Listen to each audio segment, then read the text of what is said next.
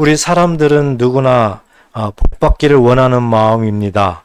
나도 그렇지만 다른 사람도 복받기를 원하는 마음이 대부분입니다. 그래서 우리들의 인사, 새해 인사를 보면 새해 복 많이 받으세요. 복에 대해서 말씀을 하죠. 그리고 또 우리 크리스찬들도 서로 인사할 때 보면 하나님의 은혜가 함께 하시기를 바랍니다 하는 그런 복받기를 원하는 마음으로 인사를 합니다. 이런 말들을 우리는 자주 하게 됩니다. 물론 그렇지 않은 분들도 아마 있을 겁니다. 그 마음 속에는 악한 마음을 가지고 있는 그런 사람도 있겠지만 대부분은 자신뿐만 아니라 다른 사람에게도 정말 복받으며 살기를 원하는 그런 마음일 것입니다. 여러분, 우리 하나님은 어떠실까요? 하나님은 저와 여러분들을 향해서 어떤 마음을 갖고 계실까요? 이것은 분명합니다. 오늘 본문에서 우리에게 분명히 말씀을 하셨습니다. 하나님의 마음을. 다시 한번 제가 말씀을 읽어드리면 23절에 보면 하나님께서 아론과 그의 아들들에게 말하여 이르기를 너희는 이스라엘 자손을 위하여 이렇게 축복하라 그랬습니다. 하나님은 보이지 않고 하나님께서는 보이는 사람을 통해서 하나님이 세우신 주의 종들을 통해서 하나님의 복을 이제 축복하라는 거예요. 그렇게 했을 때 하나님께서 인허하시고 하나님께서 그대로 하신다는 겁니다. 어떤 축복을 하라고 지금 말씀하셨을까? 24절에 보면 여호와는 내게 복을 주시고 너를 지키시기를 원한다. 여러분, 하나님의 마음이 여기에 기록되어 있습니다. 늘 하나님은 저와 여러분들에게 복 주시기를 원하시는 분이십니다. 그리고 지켜주시기를 원하신다. 이렇게 하나님의 마음을 우리에게 전달해 주고 있죠. 또 25절에 보면 여호와는 그의 얼굴을 내게 비추사 은혜 베푸시기를 원하며 그랬습니다. 항상 우리를 향해서 바라보시면서 지키시면서 복 주시면서 은혜 주시기를 원한다. 은혜라는 것은 값없이 받는 거죠. 우리가 어떤 노력을 해서 받는 것이 아니라 하나님께서 일방적으로 우리에게 베풀어 주시는 선물, 이것이 은혜입니다. 26절에 보면 여호와는 그 얼굴을 내게로 향하여 드사 평강 주시기를 원하노라 말씀하셨습니다. 알고 보니까 우리들의 삶에 필요한, 우리가 세상 살아가면서 정말 필요하고 이런 것들이 없으면 우리가 세상을 살 수 없는 그런 영역들 하나님께서 다 우리에게 주시고 계셔요. 이것이 하나님의 마음입니다. 우리 사람 마음과 하나님의 마음은 분명히 다릅니다. 그래서 오늘 하나님이 우리에게 어떻게 하시겠다는 그 하나님의 마음이 오늘 이 본문을 통해서 마음속에 잘 담아지시고 믿어지시고 또한 다시 한번 회복해 주시고 다시 한번 용기를 얻어서 날마다 하나님이 주시는 마음으로 우리의 삶을 펼쳐나가시기를 주의 이름으로 축복합니다. 오늘 이 본문에서 한두 가지 우리가 구체적으로 하나님의 마음을 더 우리가 이렇게 생각해 보고 싶은데요. 오늘 말씀 중에서 24절에 보면 여호와는 내게 복을 주시고 너를 지키시기를 원한다 이랬습니다. 지켜주심. 여러분, 이 지켜주심을 좀 마음에 새겼으면 좋겠어요. 우리 사람들은 이게 많이 가져졌다, 많이 주어졌다, 그럼 이것을 복이라고 합니다. 내가 많이 가졌어요. 내가 많이 돈도 벌고 다 잘 됐습니다. 그러면 우리는 이것을 복이라고 합니다. 그렇지만 하나님은 먼저 지켜주시는 것이 복이다. 이렇게 오늘 본문에서 말씀하고 있습니다. 지켜주시는 것이 복이다. 왜 이런 말씀을 하셨을까요? 한번 생각해 보십시오. 많이 가졌어요. 그렇지만 그 가진 것을 지키지 못하면 무슨 소용이 있겠습니까? 내가 모든 걸 가졌다 할지라도 그것을 지키지 못하면 아무 소용이 없는 거 아닙니까? 그래서 하나님께서는 지켜주시는 것, 이것이 하나님의 큰 복이다. 이렇게 우리에게 말씀을 합니다. 그래서 각자의 모든 삶에 뭐 직장에서나 사업장에서나 그 어디에서나 가정에서나 우리가 가지고 있는 것을 하나님이 지켜주셔야 그것이 보존되면서 뭐든지 순탄하게 되는 것입니다. 시편 127편 1절 그 하반절에도 여호와께서 성을 지키지 아니하시면 파수꾼에 깨어 있음이 헛되도다 이렇게 말씀했습니다. 그렇습니다. 아무리 파수꾼들이 성을 지킨다 하더라도 하나님께서 지켜주지 아니하면 헛되다는 거예요. 다시 얘기해서 파수꾼이 지키고 있지만 실질적으로는 누가 지킨다는 겁니까? 하나님께서 지켜주신다. 하나님께서 우리를 지켜주신다. 꼭 믿으시기 바랍니다. 그래서 우리의 모든 삶을 보면은 이 지켜주심, 하나님께서 우리를 지켜주심, 이것이 너무 중요하다. 하나님은 오늘 말씀을 통해서 이 복이라는 걸 지켜주는 것이 복이다. 우리에게 이렇게 깨닫게 하고 있는 것입니다. 하나님이 지켜주지 않는다면 한번 상상해 보십시오. 어떻게 될까요? 다 무너집니다. 순간 다 무너져요. 아무리 잘 쌓았다고 하더라도 다 무너지게 되어 있습니다. 하나님이 붙잡고 계시는 것이 우리의 삶에 너무 중요한 거예요. 그래서 하나님이 지켜주신다면은 우리 환경이 부족해도 우리가 이것도 모자라고 저것도 모자라고 설사 가난할지라도 하나님께서 지켜주신다면은 우리 마음에 하나님이 평안을 주세요. 평강을 주세요. 하나님께서 지켜주시는 그 모습, 하나님이 지켜주시는 그 상황 얼굴을 보면은 우리들 속에 평강이 임하는 거예요. 그래서 모든 환경을 초월해서 정말 예수님을 잘 믿고 하나님이 지켜주심을 믿고 날마다 주 안에 있으면은 힘들고 어렵고 고난이 있어도 그 사람 얼굴을 보면은 평안하잖아요. 평강합니다. 이것은 하나님이 지켜주신다는 뜻인 줄 믿으시기 바랍니다. 우리가 자칫 잘못하면은 이 평강에 대해서 조금 인간적인 생각으로 이렇게 할 수가 있는데요. 가령 예전에 어느 지역에서 이제 어떤 계획이 있어서 예술가 두 분한테 평강의 주제로 해가지고 그림을 그려달라고 했답니다.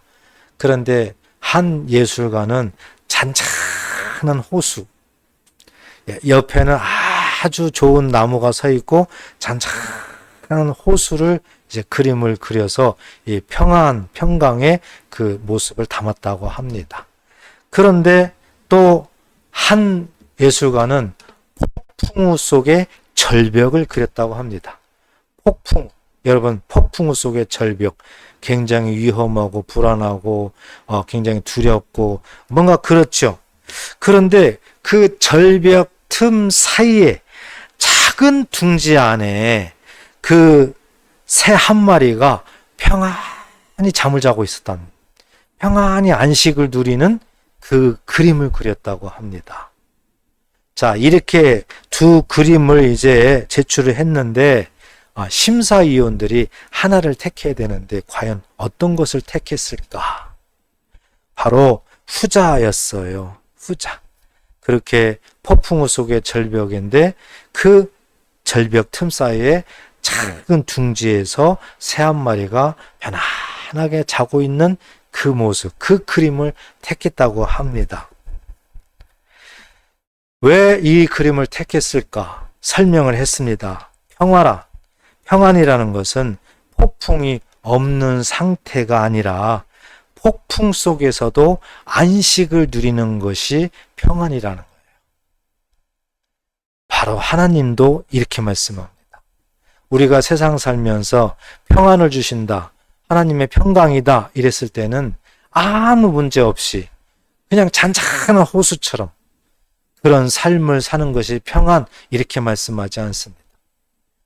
아무리 풍파가 와도 고난이 와도 어려움이 와도 많은 문제 속에 있어도 하나님께서 지켜주시고 하나님께서 함께 하시면은 하나님이 주시는 그 평안은 그 중에서도 내 마음 속에는 안식이 온다.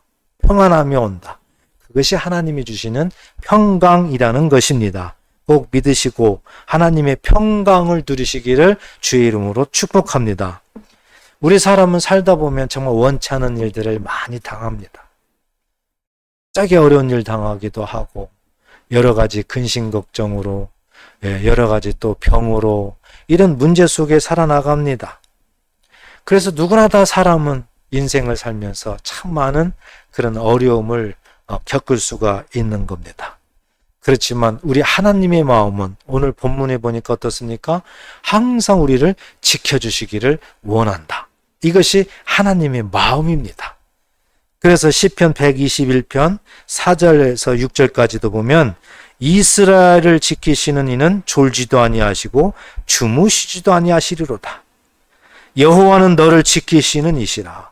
여호와께서 내 오른쪽에서 내 그늘이 되시나니 낮의 해가 너를 상하게 하지 아니하며 밤의 달도 너를 해치지 아니하리로다. 할렐루야.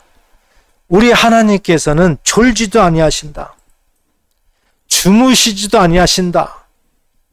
24시간 365일 항상 하나님께서는 저와 여러분들을 지켜주신다. 우리에게 말씀을 합니다. 그래서 무엇이 해치려고 하면, 상하게 만들려고 하면은 그것을 하나님은 막아주세요. 그래서 낮에 그 사막의 땡볕, 이것을 묘사를 했지만 우리 하나님께서는 거기에서도 상하지 아니하도록, 밤에 달에도 상하지 아니하도록 하나님이 그늘이 되어주시고 필요한 때마다 일마다 각 사람에게 맞게끔 하나님은 보호하시고 지켜주신다. 우리에게 말씀한 줄 믿으시기 바랍니다. 이게 하나님의 마음이에요. 그래서 하나님의 마음이 내 마음속에 잘 심어지는 것이 너무 중요합니다. 여러분 한번 생각을 해보십시오. 왜 이렇게까지 하나님이 우리를 지켜주실까요? 왜 이렇게 우리를 보호하실까요? 그것은 분명한 답이 있습니다. 무엇일까요? 하나님이 우리를 택하셨기 때문에 그렇습니다. 하나님이 우리를 먼저 택하셨어요.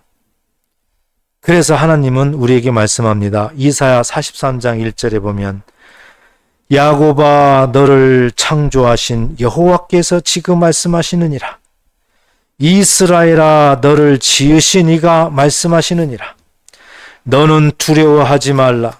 내가 너를 구속하였고 내가 너를 지명하여 불렀나니 너는 내 것이라. 할렐루야. 하나님께서요 우리를 택하셨어요. 우리가 하나님을 택한 것이 아닙니다. 하나님이 우리를 택하셨어요. 우리가 예수를 믿습니다. 그런데 어떤 분들은 대화하다 보면 내가 예수님을 택했다고 합니다. 내가 내 발로 교회에 와서 예배를 드리니까 내가 택했다고 이렇게 말을 합니다. 인간적으로는 맞는 말 같지만 하나님은 그렇게 말씀하지 않습니다. 하나님께서는 우리를 발걸음을 이끌어 가셨어요. 하나님은 우리를 예수를 믿게 하셨어요. 그러니까 하나님이 우리를 택하신 것입니다. 하나님이 우리를 택하셨어요. 그리고 하나님이 말씀하셨습니다. 내가 너를 지명하여 불렀다. 분명하게 말씀하시면서 그러니까 너는 두려워하지 말라. 하나님의 말씀, 하나님의 마음이 마음에 품어진다면은 우리는 절대 두려워해서는 안 된다. 어떤 어려움과 고난과 역경이 오더라도 하나님이 나를 지켜주시고 보호하신다. 낮에 해가 상치 못하게, 밤에 달도 해치 못하도록 우리를 눈동자처럼 지켜주신다. 이것을 마음속에 깊이 새기고 믿어진다면은 우리 마음속에는 평강이 임하게 되고 담대하게 됩니다. 그래서 어떤 환경을 바라보더라도 두려워하지 않는다. 이것이 하나님이 우리에게 말씀하는 거예요. 그래서 우리가 신앙생활할 때 이 마음이 중요한 거죠. 여러분 각자 다 현실 속에서 어려운 일이 많아요.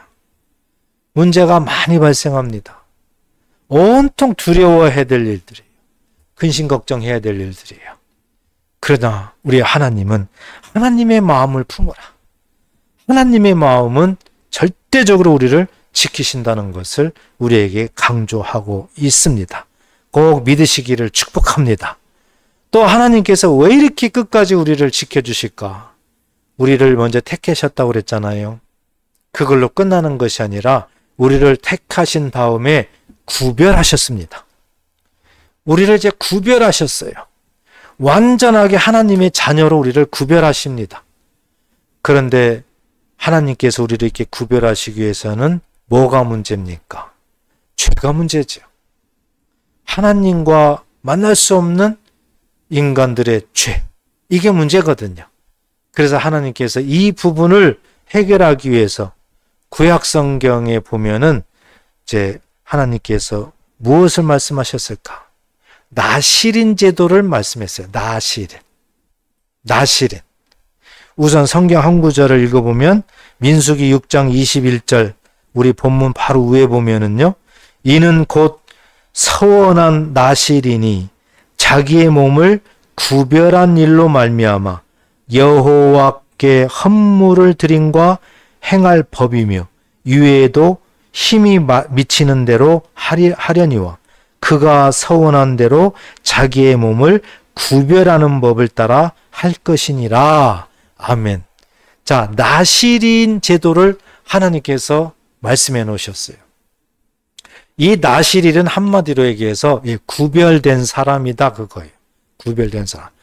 히브리어로 보면은 이 나실인은 성화된, 깨끗한, 정화된, 티 하나 흠 하나 없는 어떤 그런 사람이다. 이렇게 말을 하게 되는 겁니다. 그래서 코데시라고 하는데 히브리어로는요. 그래서 이 나실인은 구별됐다. 그래서 거룩하다. 이렇게 되는 거예요. 그래서 하나님께서 그 당시에 사람들에게 이 나실인 제도를 주고 이제 서원하게 하고요. 나실인으로 이제 이렇게 들어오도록 하셨습니다. 그때 보면은 이 구별됐기 때문에 나실인들한테는 여러 가지 제한된 법들이 있었습니다. 여러 가지 어떤 세상 거와는 이렇게 다르게 된 거죠.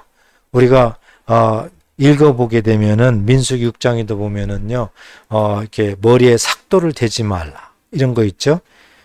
그 다음에 독주를 마시지 말라, 술을 마시지 말라 이런 거 있죠. 그 다음에 부정한 것을 만지지 말라, 부정한 시체를 만지지 말라. 이런 나실인들이 지켜야 될 그런 법이 있었어요. 그 외에도 여러 가지가 있었습니다. 만약에 이런 것들이 잘 지켜지지 않는다면은 다시 머리를 밀고 다시 시작하게 했습니다. 그러니까 하나님께서는 이 구별하기 위해서 나실인 거룩하게 만들기 위해서 죄를 없애고 흠 하나 티 하나 없도록 하기 위해서 계속 구약 시대에 보면 하나님이 이렇게 말씀을 하신 것입니다. 이 나실인 오늘날 우리는 어떻게 이해를 해야 될까요? 구약시대 이 나실인 오늘날은 누가 나실인일까요?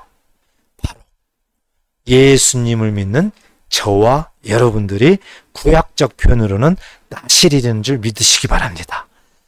구별된 자, 거룩한 자 이겁니다.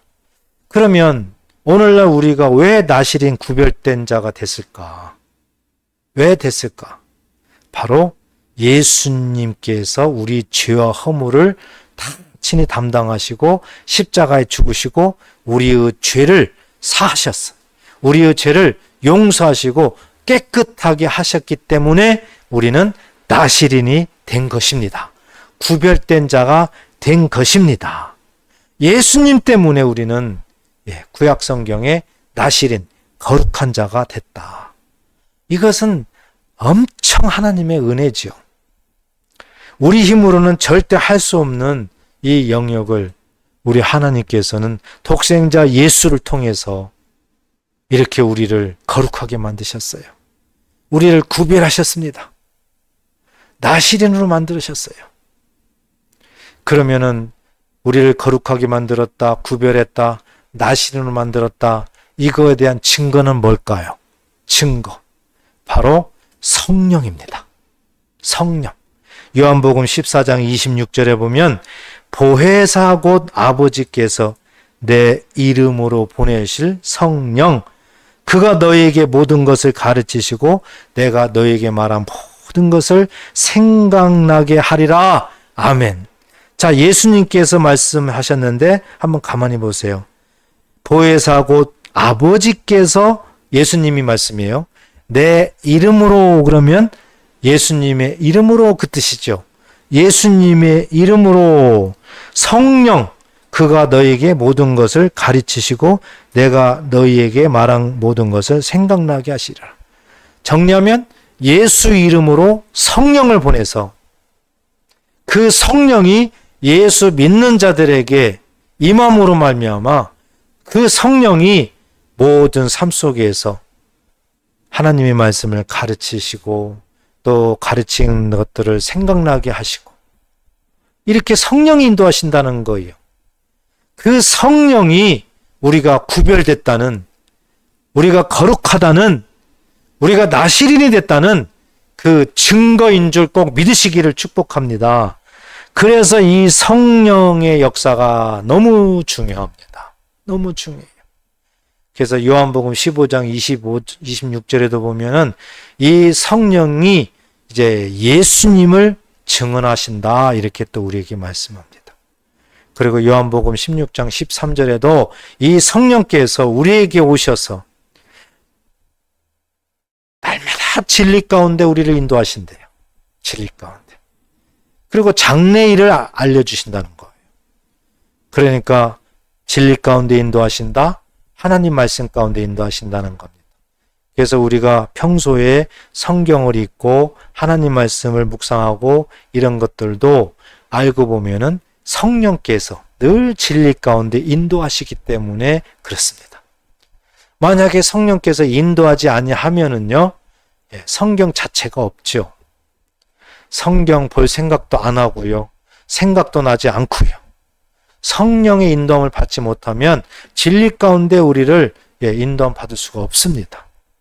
그래서 성령의 역사는 너무 우리들의 삶에 중요하다는 것을 우리가 꼭 기억해야 됩니다. 보이진 않지만 하나님께서는 예수 믿는 자들에게 예수 이름으로 이렇게 성령을 보내사 우리와 함께 하시면서 늘 우리의 삶을 인도하고 계신다. 그리고 하나님께서는 늘 우리가 복받기를 원하신다. 하나님께서 지켜주시기를 원하신다. 우리에게 평강 주시기를 원하신다. 항상 우리를 향해서 하나님은 주목하시면서 우리의 삶을 인도하신다. 여러분, 이 소리 들으면 마음이 어떻습니까? 마음이 불안하십니까? 아니면 평안하십니까? 평안하죠. 누군가가 나를 도와주고 나를 지켜준다는 이 자체만으로도 우리의 마음은 든든하잖아요. 하물며 전능하신 하나님께서, 우리 생사화복을 주관하신 우리 하나님께서 이렇게 우리를 눈동자처럼 지켜주신다고 말씀하시는데 우리가 마음에 편하지 않을 수가 없죠. 우리 마음이 든든합니다. 우리의 신앙도 온전하게 하나님께서 이끄시는 대로 우리가 나아가면 됩니다. 여러분, 해바라기 아시죠? 해바라기. 이 해바라기를 가만히 보면은요, 해바라기가 이렇게 성장할 때 보면 이제 고개를 숙이는데 그 고개를 숙이는 방향이 있어요. 이 해바라기는 해를 따라 움직입니다. 이 해바라기는요, 해를 따라 움직여요. 햇빛 따라 움직여요. 햇빛이 이쪽으로 가면 이쪽으로 이렇게 돌리고요. 이렇게 돌리고. 참 신기하죠? 해바라기가 왜 그럴까요? 햇빛이 생명이기 때문에 그렇습니다. 햇빛이 생명이기 때문에 이 해바라기는 햇빛을 따라다니는 거예요. 우리는 식물을 보면서도 하나님의 이치, 하나님의 섭리를 우리는 깨달을 수가 있습니다. 우리들의 신앙도 마찬가지예요. 뭔가 우리들의 시선이 자꾸 따라다녀야 됩니다. 따라다녀야 돼요. 누구를 따라다녀야 되느냐? 요한복음 8장 12절에 보면 예수께서 또 말씀하여 이르시되 나는 세상의 빛이다 그랬습니다. 나는 세상의 빛이다. 해바라기가 햇빛을 따라다닙니다. 이렇듯이 우리들의 신앙도 그 빛이신 예수님을 따라다녀야 되는 거예요. 예수님을 향해야 됩니다. 예수님께 시선을 둬야 되는 겁니다. 예수님께서 말씀하셨습니다. 나는 생명의 빛이다. 그 빛이 예수님이고 예수님이 생명이시기 때문에 우리는 그 생명을 얻기 위해서는 예수님께 시선을 둬야 된다는 거예요. 그래서 날마다 예수님 앞에 나아가고 예수 이름으로 성령을 우리에게 주셨기 때문에 내 안에 성령이 있다는 것이 하나님께서 우리를 구별하셨다는, 나시린이 됐다는 그 증거이기 때문에 이것이 우리들의 믿음 속에는 기초가 돼야 된다. 그래서 이것을 토대로 해서 우리가 하나하나 믿음을 성장시켜 줘야 된다. 이런 말씀을 오늘 우리에게 전달을 해 주셨습니다. 오늘 말씀을 이제 마무리합니다. 오늘 본문은 어찌 보면은 성경에서 최초에 하나님이 허락하신 축복문이에요. 축복문. 그런데 오늘 본문에서는 분명히 하나님이 아론과 그 아들들에게 백성들을 향하여 축복하라 그랬습니다. 그래서 하나님은 늘 보이는 하나님의 사람들, 주의 종들, 목회자들을 통해서 늘 이렇게 축복을 하고 계시는 거예요. 27절에 그들은 이같이 내 이름으로 이스라엘 자손에게 축복할지니 내가 그들에게 복을 주리라. 하나님께서 사람에게 축복하라 하고 그 사람이 축복하면 하나님이 그대로 복을 주신다. 복을 주신다. 여러분, 복과 축복을 조금 구분하셔야 됩니다. 축복이라는 것은 이제 필축자예요. 필축자. 그러니까 사람이 하나님 앞에 복을 비는 거예요. 사람이 하나님 앞에 복을 비는 거예요. 그러면 하나님은 어떻게 하세요? 복을 내려주세요. 그러니까 하나님 앞에 쓰는 단어는 복입니다. 복. 사람에게 쓰는 단어는 축복이에요. 축복. 그래서 하나님이 우리에게 복 주시기를 원합니다. 이렇게 맞는 거예요. 하나님이 우리에게 축복 주시기를 원합니다. 그러면 사실 아닌 거예요. 이 축복이라는 것은 사람이 끼어 있어요. 사람이 하나님을 향해서 이제 하나님의 복을 빌어주는 거, 기도하는 거, 이것이 축복이에요. 그래서 우리는 단어 하나도 유념해서 잘 쓰면은 굉장히 유익하다는 것을 알아야 됩니다. 꼭 오늘 말씀을 마음에 새기시고 하나님의 마음에 잘 품어져서 하나님이 우리를 이렇게 인도하시는구나. 이 믿음으로 힘을 얻으시고 담대하시고 두려움을 떨쳐버리시고 오늘도 내일도 예수 이름으로 성령의 동행함으로 말미암아 승리하는 복된 저와 여러분 되시기를 주의 이름으로 축복합니다. 기도하겠습니다.